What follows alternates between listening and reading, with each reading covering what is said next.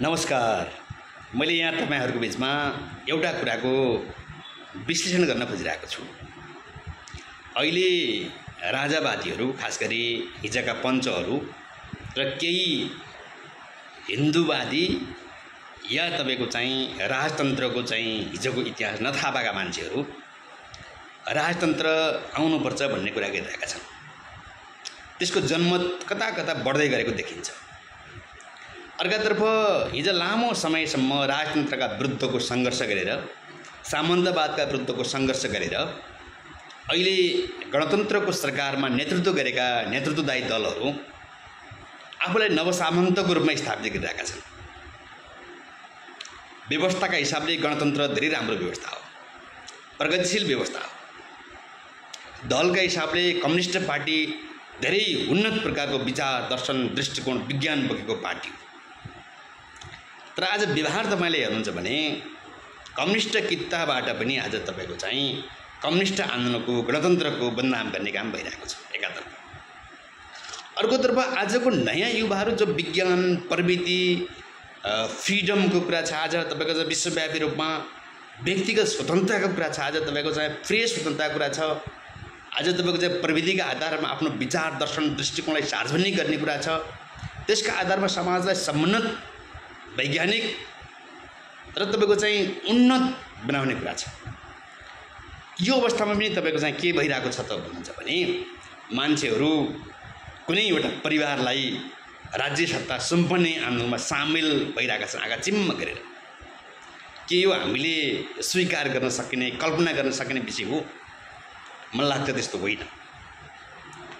आज गणतन्त्र प्राप्त भइसकेपछि गणतन्त्रको नेतृत्व गर्नेहरूका कार्यशैलीले पनि तपाईको चाहिँ आजको नयाँ व्यवस्थाको बदनाम गरिरहेको छ, आजको पुस्ताको बदनाम गरिरहेको छ।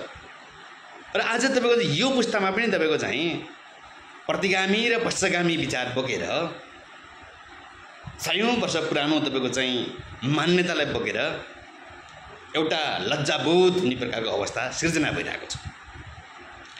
यो अवस्थामा आज सचेत नागरिकहरूको भूमिका के हुने, सचेत र विद्वानहरूको भूमिका के हुने? के रैती बन्ने म्याराथनमै दौड्ने हो त? के गणतन्त्रको नाममा दासै बन्ने हो त? होइन। यी दुवै कुरा अति हुन्, यी गलत छन् एकातर्फ।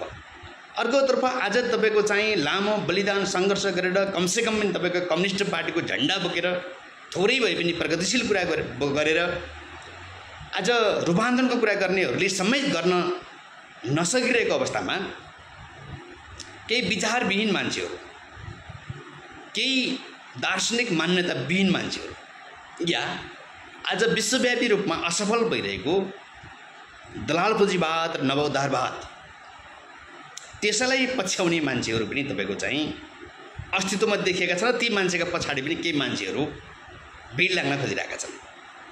भनेपछि यो प्रकारको स्थितिमा आज बौद्धिक मान्छेहरू, सचेत मान्छेहरू, राजनीतिक रूपमा बुझेका मान्छेहरूको भूमिका के हो नि? के सबैको प्रिय बन्ने नाममा सबै कुरालाई स्वीकार गर्ने त? आज विश्वव्यापी रूपमा एउटा चाहिँ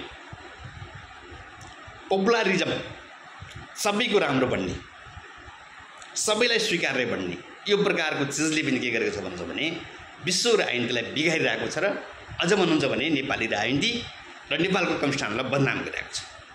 त्यसकारण समाजलाई डराउने भनेको आइडियोलोजीका आधारमा, विचारका आधारमा, दर्शनका आधारमा र दृष्टिकोणको आधारमा हो। सबैलाई चित्त बुझाउँछु भनेर हुँदैन, सबैको प्यारो बन्छु भनेर हुँदैन। आज आम रूपमा त्यही तपाईको चाहिँ कल्चर देखिन्छ।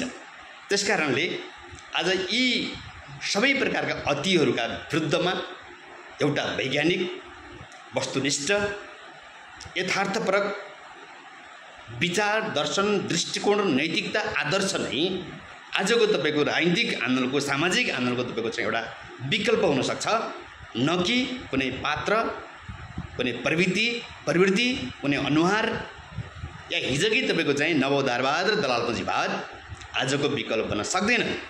यो विषयमा विशेष गरी नव पुस्ताहरू, नयाँ तपाईको चाहिँ अध्ययनशील मान्छेहरू र र नागरिक आम बौद्धिक नागरिक समाज चाहिँ सचेत बन्नुपर्छ भन्ने मलाई लाग्छ। मलाई त्यो कुरामा आत्मविश्वास लाग्छ।